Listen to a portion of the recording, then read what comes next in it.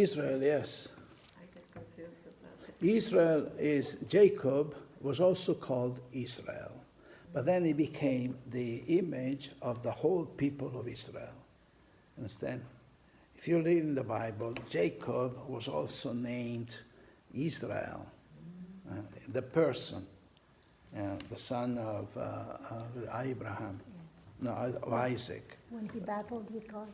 Yeah. When he battled with Well, him and he prevailed, that's the time Israel that is it was, yeah. Israel. But then it became a synonym and became an image of the whole people of Israel, you know, like church. Church means a building, but it also means all the people in the church. So that's what it is. But the real meaning is, do you know that God had called you even before you were born? Had called you to be consecrated to Him. That's something that kind of got my mind. God had already called me, even before I knew even before I was born. And He had already the plan for me. And says, and I will be glorified in you. Imagine here, says, the glory of God is going to be manifested through me. These are very powerful promises that God made to us. Do you feel that God had chosen you even before your birth? Yes, the word strikes me that God has become my strength. Yeah, And I believe that. yeah. It's beautiful, yeah. And He becomes our strength when we allow Him. Because sometimes we want to do things on our own. We think we can, do everything on our own. Instead, when we say, listen, Lord, I think you have to intervene. You have to come into my life. You have to kind of fix everything up, I experienced that yesterday. Yes. Something that normally takes me such a long time, and I can believe it in 1 hour we did it. See? That's good.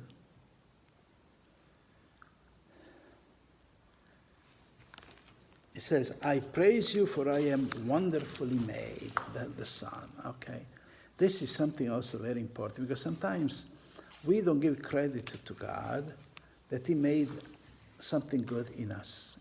Sometimes we feel a little bit, down, or we feel that we are not really good, Deep down, yeah, but I'm not good. That is the temptation, because God can only do good. Remember, God cannot do something which is not good. Because Self-esteem. Self-esteem, yeah, self-esteem. But self-esteem is something against God. When you have low self-esteem, because it says God, He made wonderful things. But that's only if you know God. Yeah, and if you listen to God, yeah. But When we look in the mirror and say, praise you, God, for you have made me what? That I am wonderfully made. yes, Look at the mirror. Praise you, God, for I am wonderfully made. Yeah, I do that. Oh, you do? I don't, but I should start doing that. yes. Yeah. Sometimes Look at going the in the mirror. mirror and saying, listen, hey, you're not bad, I think you're pretty good, Your nose is a little bit small, bit but off. Every morning. For 73. yes, you have, and you honor God for that.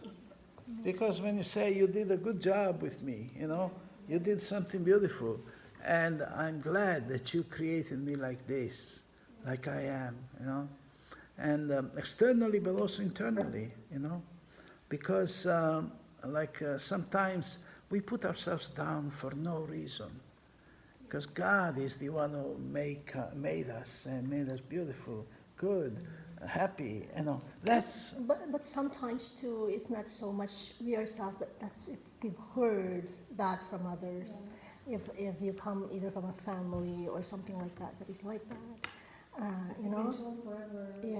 Yeah. You're like, you're good for nothing. You never Yeah. good for Exactly. nothing. So you start believing, especially if you started from a young girl. Yeah. And yeah, I'll give you, and I shared this with Father because one of the things when I was young, before I went to school, my older sister, the one that passed away from California, would take me to school, right? And I would hear her classmates say, "Oh, you're much more beautiful than your sister."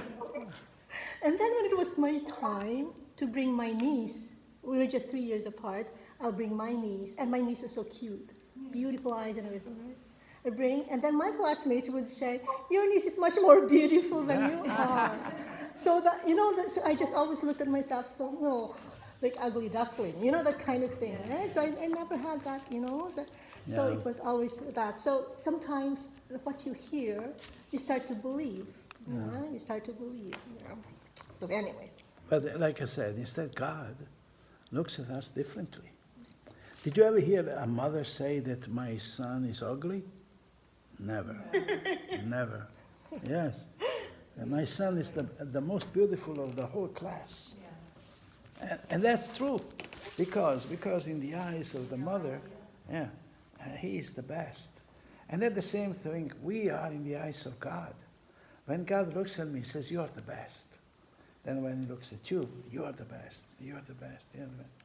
Because you see, God doesn't have to measure the goodness. He's infinite goodness, so he can give, for him, everybody is the best. But when he tells you personally, imagine that Jesus is going to sit there and he says, "I love you and I am so proud of you because you are beautiful." Imagine if, and he does. That's the whole idea, that he does say this to us. And look at the song today. He repeats it to us. "I praise you, Lord, for I am wonderfully made." That's beautiful. King David, Eh? King David song. Yeah, there's. King said that you could have been blind when you were born, or mute or something. Oh, yeah. That is, Yeah. Good. Let's go to the second reading.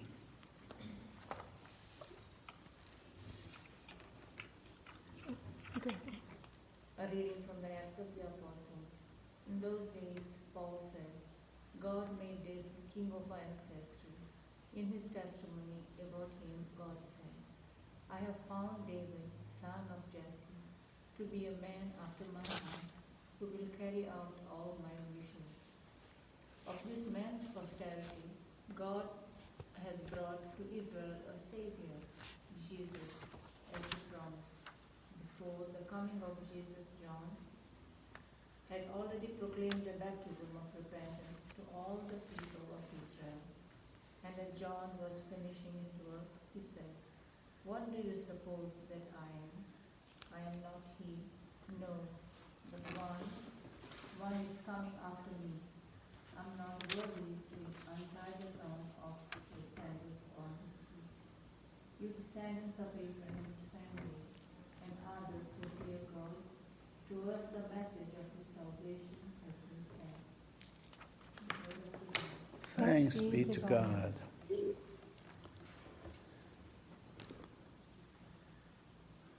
A man after my heart, who will carry out all my wishes. And you can say, a woman after my heart will carry out all my wishes.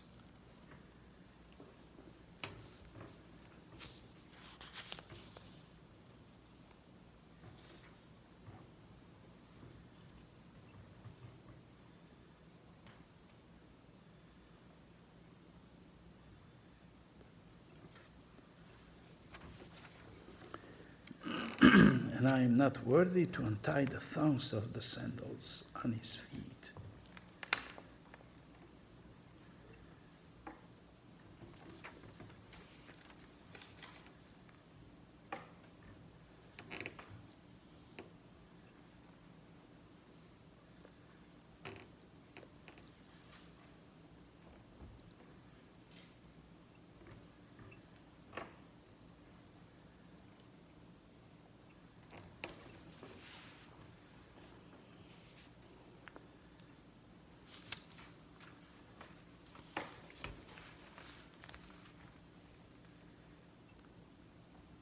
The message of this salvation has been sent.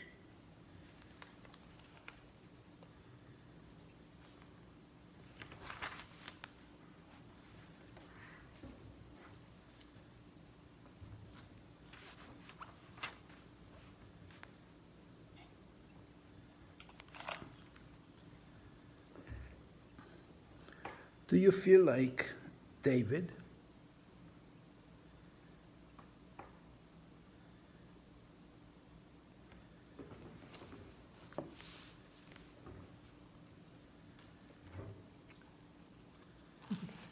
Yes and no.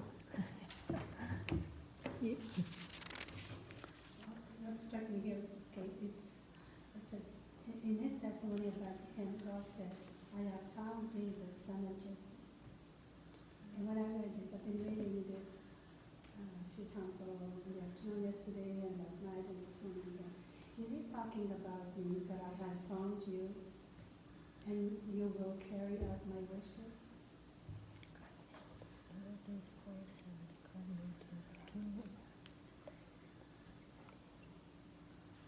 I have found you also. This is beautiful to know that God was looking for you. God was searching for you. And now God has found you. And then you will carry out all God's wishes. Funny. Because David was the biggest sinner there is. He's a murderer.